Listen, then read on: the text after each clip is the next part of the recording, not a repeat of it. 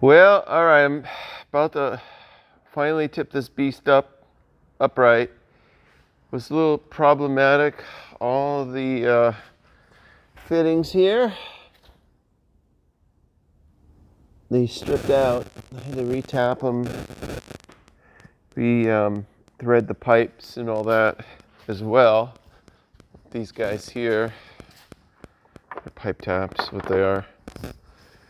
Anyways, it's done. Everything is sealed. I got to get the top on.